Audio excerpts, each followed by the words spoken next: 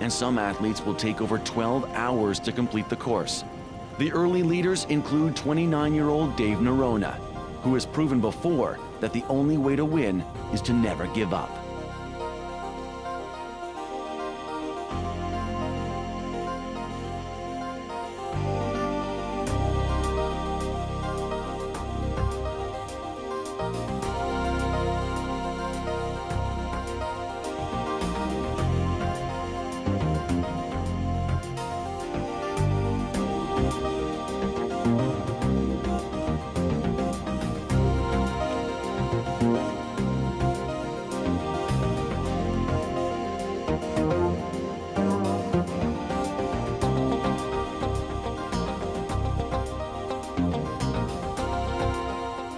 Just me against me. You know, if I can do better each time or if I can get out here, I just enjoy being out here, out in the mountains and out in the lakes. It's just terrific. I mean, I could be at work, so what's the difference? I'd much rather be out here.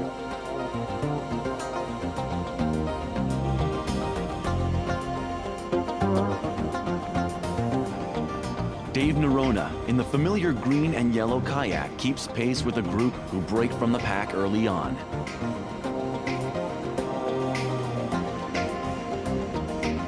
Gary Parsons of Vancouver is a strong paddler who takes the lead and would ultimately hit the beach just 3 minutes ahead of Norona. Marg Fedina, a veteran of team racing, makes steady progress, leading the solo women. Team 457, uniquely named Rats of Unusual Sizes, makes good progress in a canoe as the leaders approach the end of the paddle and transition to mountain bikes. The weather is deteriorating, and the next leg of the race takes participants to high elevations where cold temperatures, wet clothes, and fatigue will impact the outcome for many. But this is adventure racing. Facing the elements and the challenge of the course is what it's all about. The only problem with the race course is it's so beautiful that you've got to stop racing and check out the views. I mean, the canyons and the gorges and the waterfalls, it's one of the most beautiful things I've ever seen. And the problem is you're racing, so you're like, do I stop or do I check out the view? And the views always win. We heard it was for champions and we decided to come here. I love beating Canucks. Just love it. Kick their little butts. No, not really. 400 mountain bikes were delivered by barge overnight to the end of Indian Arm. Gary Parsons completes the kayak segment in 1 hour and 45 minutes. He now begins the long climb before a steep descent towards the town of Squamish.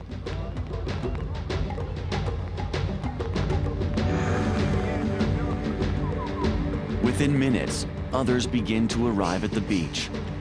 The second to mount his bike is Dave Norona. He knows this ride intimately, and it won't be long before he moves into the lead. The low tide means boats are abandoned at the water's edge. The decision, shoes on or off for the trudge through the muck.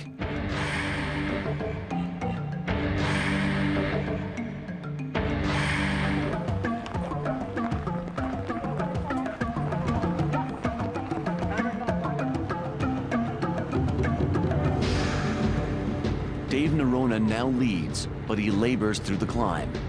Obviously uncomfortable, but forging ahead. Experience and determination taking over. Chris Christie of Squamish is 13 minutes behind Dave Norona. The bike is his strongest discipline, and a 13-minute gap would not be insurmountable if he were chasing almost anyone other than Norona. Just getting through this thing is really challenging, and no matter where you come in the pack, and you know, sometimes it can really, you know, it can be that much harder being a little bit further back because there's crowds to deal with, especially on the single track and stuff like that. So it's just getting through it and, you know, focusing on that finish line so you can, you know, warm up, get some food in you, because that's all you're really thinking about when it's a, you know, day like that.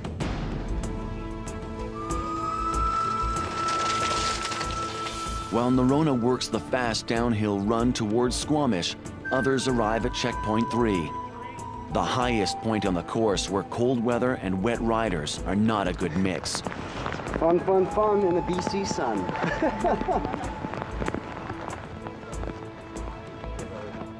Probably at the summit of the Indian Arm Road, it's probably really cold and maybe even close to snow or sleet. So it's not going to be very comfortable for those people. So they'll probably cramp up pretty fast and be fatigued.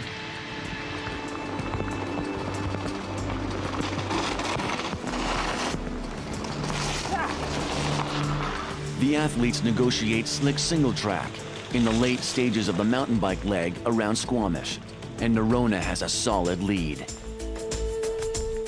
Terrence Lewis of West Vancouver is 43 years old and racing in the Masters category.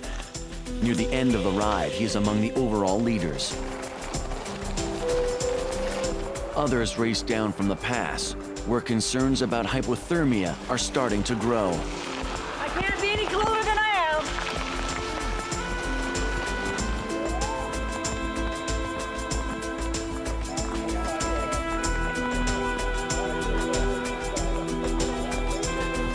We're the Squamish Emergency Program, and we do first aid for races like this. There's a lot of people coming down off the Indian Arm Road that are extremely cold. There is a mild hypothermia, so it's going fine. Just one guy to the hospital so far, had a bit of a crash, but other than that, it's going pretty good. What happened is one of the places where they dug out for erosion dips, he hit it a lot harder than he should have, or he lost control when he hit it, and slid probably 20 feet before actually going into the ditch. And he went into the ditch and got just a really serious forearm injury.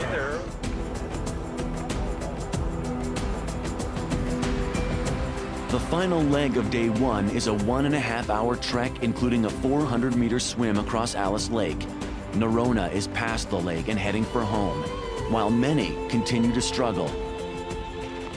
Coming down, and the side wall of the rim just literally blew out like a gunshot, and the thing was flat in a heartbeat. That was it. And I had to finish the race with that flat tire, and I came in first still. Isn't that amazing? With just the rim. That's what happened.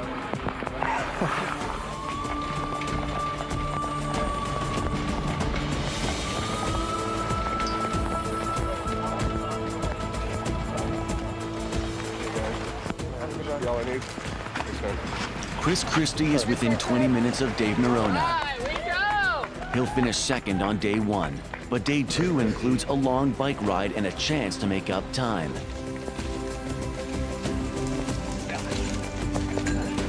The course takes its toll, but Team 439 North Shore Athletics pedal on to finish third in the Co-Ed 4 category on day one. Further on, the front runners in the solo men's race make the swim across Alice Lake. Eric Borgnes from Washington takes the plunge, running third behind Dave Howells of North Vancouver.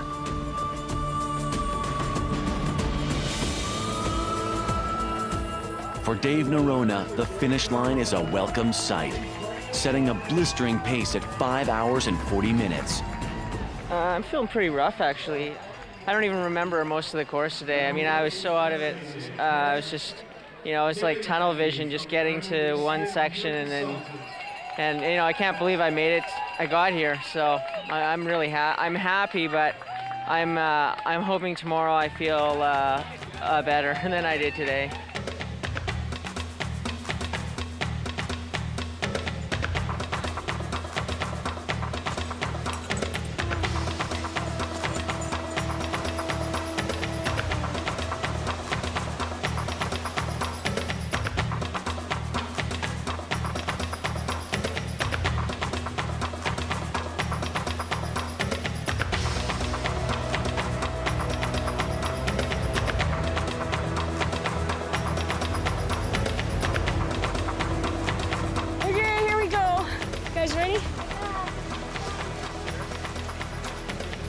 Marg Fedina is still smiling after 6 hours. Well, taller than you, that's for sure. about where it drops off. She embarks on the swim and will take a 15-minute lead into day 2.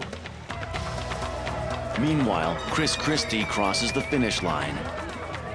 It was hard, but I feel not too bad right now. I think I was fairly reserved for a bit of the ride, and tomorrow, you know, it's a big day. A lot of riding. I think that's my strength. So hopefully I can pull back whatever Dave is ahead of me. But he's riding so well right now. It's going to be pretty tough.